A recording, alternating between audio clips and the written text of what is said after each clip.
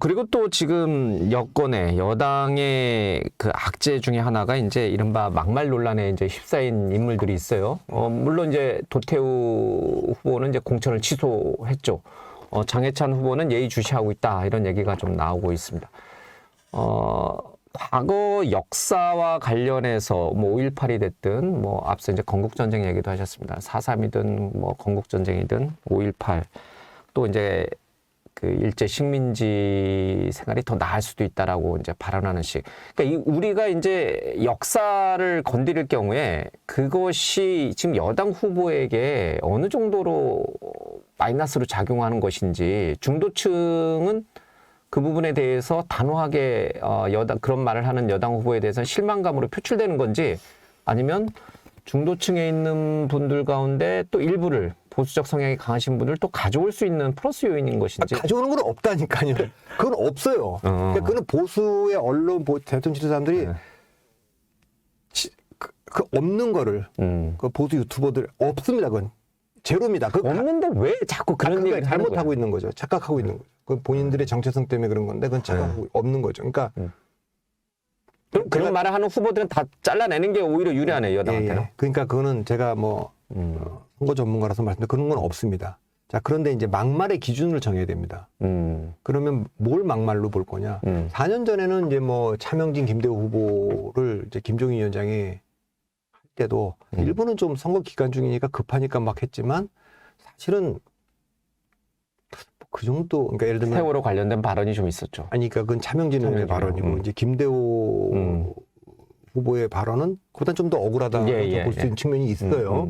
근데 이제 워낙 급하니까 이제 막 한 거고 2010년에 김용민 후보 이번에 정봉주랑 그때 낙검수 같이 했던 분인데 그걸 공천을 했잖아요 그때. 그때 공천에서 과거에 문제가 있었는 과거 발언이 굉장히 큰 문제가 됐는데 그것도 뭐 외교적으로도 문제될 수 있는 발언이고 그랬는데 그때도 민주당 전략단위에서 이 공천 취소에 대한 얘기가 굉장히 그 심각하게 논의가 됐는데 결국 그냥 갔잖아요. 김용민 후보 그대로 갔죠. 갔고 뭐 그때 문재인 후보가 뭐 낙검수에 가서 방송도 같이 하고 뭐 이렇게 되고 그때 또 뭐 카퍼레이드 비슷한 게 뭐 또 하고 그렇게 해서 결국 선거 참패에 영향을 미쳤다 이렇게 보는 거 아닙니까? 자, 근데 정치인들의 막말은 저는 네 가지로 규정합니다. 그러니까 네 가지는 하면 안 된다. 그러니까 첫째, 적어도 공당의 후보로 나서는 공직자나 정당의 후보는 사회적 합의가 끝나서 교과서에 올라가 있는 거를 뒤집는 발언을 하면 저는 안 된다고 봅니다. 일제시대에 대한 발언이라든가 뭐 대한민국 정부 수립과 관련된 4.3과 관련된 4.19와 관련된 5.18과 관련 이거는요. 제가 교과서를 찾아보면요. 보수 교과서든 진보 교과서든 다 일치해 있습니다. 이미 끝났다. 논쟁이 끝나서 있는 5.18 민주화 운동 이렇게 다 정리가 다 돼 있습니다. 그리고 5.16도 군사적 정변으로 다 정리가 다 돼 있어요. 그게 무슨 그 혁명이다 이렇게 얘기한 기술돼 있는 데가 없어요. 그러니까 무슨 얘기냐? 이것은 사회적 합의가 어느 정도 다 돼 있는 겁니다. 그러니까 이건 물론 거기에 소수 의견도 있고 뭐 4.3 사건이라든가 뭐 다 그렇잖아요. 그거는 학계, 역사학계나 언론이나 이런 데 논쟁할 수 있다고 봅니다. 그러나 공당의 후보자들은 이걸 뒤집으면 저는 안 된다고 봅니다. 그래서 그런 면에서 이번에 이제 5.18 관련 이건 자유한국당 때도 한번 뭐 얘기가 됐던 거 아닙니까? 그래서 사과도 하고 그랬잖아요. 첫째는 그렇고 두 번째는 인종적인 문제. 뭐 장애인이냐 비장애인이냐 유색이냐 뭐 이런 이런 그러니까 일단 남녀 그 문제. 사회적 약견을 빼놓고 일단 인종적인 혐오죠. 그러니까 뭐 이민자에 관한 거라든가. 그러니까 인류 보편적으로 인정이 되는 인종 문제는 그 미국의 헌법을 만들 때도 그 논쟁이 있었는데 자기가 선택한 것도 아니고 자기가 바꿀 수도 없는 거. 그 얘기는 뭐냐면 본인은 아무것도 할 수 없는 거예요. 내가 흑인으로 태어났어. 뭐 선택한 것도 아니고 바꿀 수도 없어. 민족 본인이 선택한 것도 아니고 본인이 바꿀 수 없어. 그걸로 차별하면 그 사람은 어떡하라는 거예요. 아무것도 할 수 없는데 본인은. 그러니까 본인이 선택한 것도 아니고 본인이 바꿀 수도 없는 것 갖고 차별하면 안 된다. 이게 이제 저 두 번째고, 세 번째는 약자가 있죠. 사회적 약자가. 뭐 장애인이든지 또 뭐 여성이든 이렇게 여기를 그 혐오 발언하는 건 저는 안 된다. 뭐 갈라치기 하는 건 안 된다. 뭐 노인들에 대한 뭐 혐오 발언이. 그다음 네 번째, 사회적으로 희생자가 있는 뭐 이태원 참사라든가 세월호 참사라든가 천안함이라든가 뭐 최상병 이 문제에 관해서 조롱하거나 죽음인데 그게 그러는 건 안 된다. 저는 항상 제가 정치인들이 하면 안 되는 막말을 요 네 가지로 얘기를 해요. 그거 외에 정치적으로 뭐 예를 들면 홍준표 대표가 문재인에 대해서 위장평하다. 그거 얼마든지 할 수 있는 얘기다. 그런 표현은 그러니까 정치적인 논쟁에서 표현이 좀 가하다. 저는 그런 거는 허용이 된다. 그런 저는 정적으로 얼마든지 허용해도 된다. 왜냐하면 그거는 일단 합의돼서 뭐 아까 그 네 가지 범죄 들어가는 건 아니잖아요. 그런 걸 가지고 이거 막말을 했다. 그러니까 뭐 홍준표 시장도 억울해하지 않습니까? 내가 그 가짜 평화라고 얘기한 걸 가지고 막말이라 그랬다. 그런 거, 저는 그런 기준이 있습니다. 그런 면에서 보면 이 도태우 후보가 과거에 했던 발언이어도 그거는 그분은 그분의 소신이기 때문에 할 수 있다고 봐요. 그러나 공당의 후보자로는 적절하지 않다. 과거 발언이었지만 공당의 후보가 됐으니 과거 발언에 대해서 책임지고 공천 취소하는 게 맞다. 그러니까 장해찬 의원도 본인이 그 젊었을 때 굉장히 많은 말을 하셨더라고. 이렇게 보니까 이거 많이들 하셨던데 그런 분은 그렇게 자유로운 영혼이죠. 그렇게 사시는 분들은 전 그렇게 사는 게 맞다고 봐요. 공직에 나갈 생각은 안 하는 게 맞다고 저는 봅니다. 그 문제의 핵심은 그렇게 해놓고 공직을 지금 국회의원 하려고 하는 게 문제 아닙니까? 아니 나는 바깥에서 농객으로서 내 의견을 얼마든지 얘기를 하겠다. 저는 그건 있을 수 있다고 봐요. 오히려 거침없이 모든 걸 테이블에서 내가 대화를 하겠다. 다만 나는 그렇기 때문에 공직에 나가는 거는 나는 좀 안 하겠다. 이렇게 하는 게 좋을 텐데. 지금 국민의힘 입장에서 보면은 도태우 후보도 공천을 지금 취소한 상황에서 지금 조수연 후보라든지 일제 식민지 삶에 대해서 언급했던 조수연 후보라든지 아니면 난교 발언했던 장해찬 후보도 교체하는 게 아니면 공천 취소시키는 게 지금 더 좋다라는 얘기네요. 선거 국면에서 선거 전략상. 그런데 그거는 다른 분들은 모르겠지만 적어도 이 장해찬 이용 이런 분들은 아주 윤석열 대통령의 사랑을 많이 받고 이런 분들이라고 하니까 한동훈 위원장이 지금 의도적으로라도 뭔가 지금 해야 될 판인데 그런 면에서 보면 좀 이제 그럴 수도 있죠. 다만 이런 판단은 남의 공천권을 듣고 경선도 해서 된 분인데 그걸 박탈하려고 할 땐 확실한 근거가 있어야 돼요. 근데 김연아 고양정 후보를 날릴 때는 그분 기소한 것도 아니고 재판받는 것도 아닌데 야당의 공격에 빌미를 제공할 가능성이 있기 때문에 우리는 엄격하게 그 기준으로 보면 지금 공천 박탈해야 될 사람 취소해야 될 사람이 너무 많죠 지금. 그런 것들이 다 지금 본인이 한동훈 위원장이 쏟아놓은 자기 말에 자기 부정이고 자기 모순이잖아요 지금. 그런 부분들이 지금 국민의힘의 이른바 좀 위기론의 근거로 좀 한동훈 위원장은 좀 다를 줄 아는 거예요. 왜냐하면 저희가 이제 국민의 선거는 마음을 얻는 건데 윤석열 대통령은 본인이 해왔던 말들을 많이 뒤집었어요. 예를 들면은 그분이 유명해진 게 국정원 댓글 수사할 때 난 사람에 충성하지 않습니다. 이렇게 말을 했는데 그 다음에 대통령 되고 나서 보니까 다 나한테 충성해야 된다고 얘기하는 것 같고. 충성 안 하는 대표들 몇 명. 두 번째, 검찰총장은 법무부 장관의 부하가 아니라고 얘기했는데 당대표는 대통령 부하여야 한다. 이렇게 얘기하는 것 같고. 내가 수사권 갖고 보복하면 그게 깡패지 검사입니까 했는데 당대표 내쫓을 때 보니까 윤리를 보내서 하고. 그렇기 때문에 이런 거를 이제 아리스토텔레스가 말한 대로 에토스 메신저의 신뢰가 무너진 상태에서 로고스도 약한데 파토스도 없으니까 이제 굉장히 메신저로서의 파괴력이 없는 겁니다. 한동훈 위원장이 들어왔을 때는 한동훈 위원장은 그 점에서 에토스가 살아있죠. 천하제일검, 조선제일검이고 FM대로 한다. 그리고 처음에 공천할 때도 보면 칼 하나 폐 한 방 하나 들어가서 할 것처럼 보였잖아요. 예. 그리고 로고스 굉장히 논리적이잖아요. 이분이.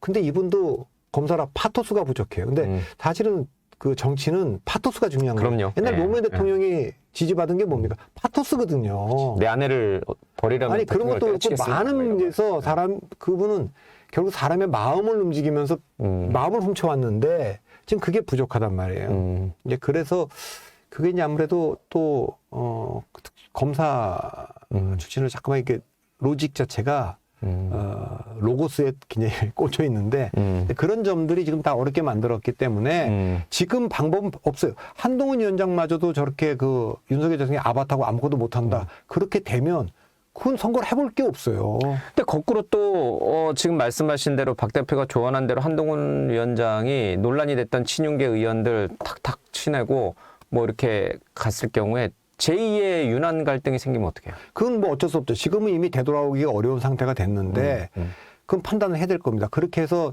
나도 선거를 이길 것이냐? 둘 다 패배하는 길로 갈 거냐? 아니면 선거라도 이겨놓고 볼 거냐? 굉장히 심각한 어차피 그 전에도 그런 얘기를 했어요. 한동훈 위원장이 패배하면 선거 질 거고 한동훈 위원장이 이기면 대통령 레임덕에 빠질 거고 그 균형점 찾기가 어려울 텐데 그래도 선거 이기고 임기 2년밖에 안 된 대통령이 차기 대권 주자 그 위험한 칼을 꺼냈을 때는 선거 이기자고 한 거 아닙니까? 그런데 갑자기 느닷없이 한동훈 위원장의 사퇴를 요구했다는 보도가 나요. 이건 또 뭐지? 제가 그때 그랬는데 지금은요. 그래서 윤 대통령 심판론으로 안 가려면 할 수 있는 조치가 있습니다. 한동훈 위원장을 회복시켜야 되는 게 하나 있고 두 번째는 원희룡, 안철수, 우리는 이런 사람들로 이제 선거 끝나면 바로 레이스 들어갑니다. 다음 레이스 들어갑니다. 이렇게 해서 이분들이 말할 수 있는 공간. 자기 대선 후보급들이 말할 수 있는 공간을 그러니까 예를 들면 안철수 원희룡이 적극적으로 뭐 또 뭐 지역마다도 또 맹주들이 있지 않습니까? 인천에 뭐 윤상 이런 분들이 다 얼어갖고 아무도 말을 못해요. 그 말한 분위기의 그 결과를 다 봤잖아요. 그러니까 아무도 얘기를 안 하는 거예요. 그 이 상태가 되면은 근데 그 대선 후보라고 하는 중진들도 선대위원장들도 지금 침묵하고 있으면 그래서 조심스럽게 꺼낸 게 이준석 건은 이렇게 처리하는 게 아니다. 나경원, 안철수 두 분은 얘기했어요. 시작하더라고요. 예. 그러면 대통령실에서 뭔가 한동훈 위원장도 거기에 뭐 부응을 해야죠. 야, 그러니까 지금 이제 여당이 굉장히 어려운 국면에 처해 있는 게 맞군요. 그리고 그게 쉽지가 않잖아요. 그러니까 한동훈 위원장하고 대통령이 특수관계라고는 하지만 이게 권력이라고 하는 게 쉽지 않지 않습니까? 그럼요. 예, 쉽지 않아요. 그래도 부모 간에도 자식 간에도 뭐 부모 형제도 없는 게 권력의 냉정합니다. 민주당 얘기를 좀 하겠습니다. 이재명 대표가 뭐 굉장히 논란이 컸습니다만은 어쨌든 이제 공천을 거의 마무리 졌고 그리고 또 예상했던 것만큼 탈락했던 이른바 친문계라 불린 의원들이 뭐 집단 행동을 자제하면서 당에 잔류하는 경우도 좀 있는 것 같습니다. 그 얘기는 조금 뒤에 하고 이른바 이직 발언은 어때요? 뭐 저기 이직이라는 걸로 논란해서 대단히 자기가 경솔한 발언이었다 사과했는데 또 저기 어디 세종에 가셔가지고 지금 삶이 만족스럽다면 그러니까 2번을 찍어라 아니면 집에서 쉬어라 이런 발언에서 또 정치적 논란이 됐어요. 그건 이제 부적절한 발언이고 하면 안 되지만 선거 자체 타격은 없을 겁니다.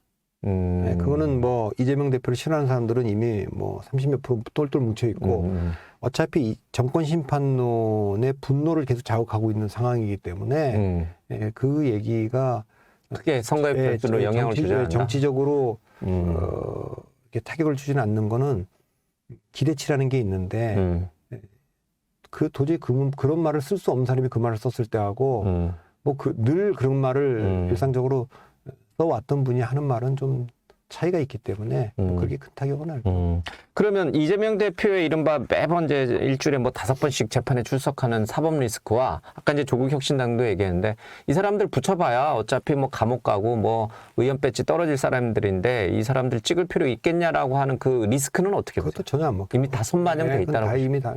그러니까 그 보수 일각의 30몇 %가 계속 주장하는데 전 범죄 집단이 감옥 간다. 그렇지. 중도층은 다 안다니까요. 이미 다 알고 있다니까요. 이재명의 그 혐의, 조국이 2년형 받은 거 다 알고 있다니까요. 그렇기 때문에 부메랑으로 묻는 거예요. 그러면 똑같은 잣대로 왜 윤석열과 한동훈 이 여권 인사들 한동훈 딸, 뭐 또 이쪽 딸, 뭐 왜 안 하냐 이거죠. 똑같은 잣대로. 왜 최상병 문제는 박정훈 대령을 구속시키려고 했냐. 이 얘기가 있기 때문에 이 문제를 설명해야 되는데 그 설명이 지금 안 되고 있다고 보는 겁니다. 구도상 지금 민주당이 국민의힘보다 좀 유리한 구도로 지금 갈 수밖에 없는 요인들이 그거는 거기에 오랫동안 거군요. 오랫동안 2년 동안 계속 정권 심판론이 압도했는데 이거를 한동훈 위원장이 들어오면서 조금 숨기는 듯이 보였는데 아까 말한 대로 공천의 결과, 조국의 등장, 이종섭 이슈로 또 한동훈 위원장의 그 무력감, 비대위의 무력감이 겹쳐서 당은 좀 조용하지 않습니까? 말하면 뭐 가만 안 두는데 그래도 요 얘기를 김근식 후보가 경선에서 이긴 직후에 한 번 문제 제기를 했어요. 근데 그랬죠. 바로 경고장을 받았어요. 엄청 조심 이 경계령 떨어졌죠. 뭐 제가 듣기로는 더한 경고장도 받았다는데 그러니 누가 말을 하겠습니까? 그렇게 하면 안 돼요. 자, 국민의힘이 이제 우리 박 대표님이 보시기에는 상당히 어려운 국면으로 가고 있다는 얘기를 하고 있습니다.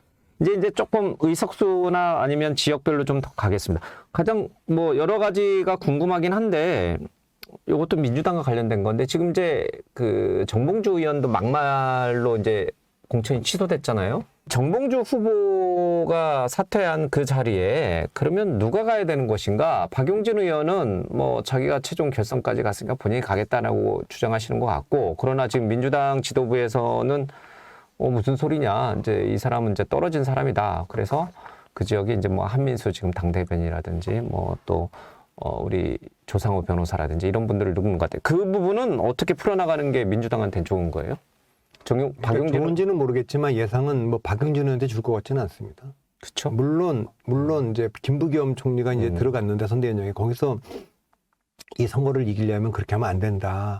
그 목소리가 얼마나 있을지는 모르겠는데 이재명 대표가 일관되게 지금 하는 거 보면 본인 선거구 옆 동네에 있는 홍영표 그분이 원내대표도 지냈고 사선에다가 예. 대구장 그 개항에 영향을 미칠 수 있는데 부평도 그냥 했지 않습니까? 그리고 수원 선거에 영향도 미칠 수 있는 이제 박강원 이분도 이제 하위 10% 원래 하위 20%의 20% 감점을 바꿔서 하위 10%의 30% 감점으로 바꿔서 한 거 아닙니까? 그거는 이제 뭐 체포동의안 가결 이후에 아주 분명한 목표를 갖고 지금까지 왔기 때문에 이 상황에서요. 이미 이제 박용진 경선 탈락으로 데미지는 입었고 입을 데미지가 있다면 입었고 여기서 다시 살려주면 이번에는 그건 회복은 안 되고 오히려 강경한 지층들의 반발만 불러올 거예요. 그거 못할 겁니다.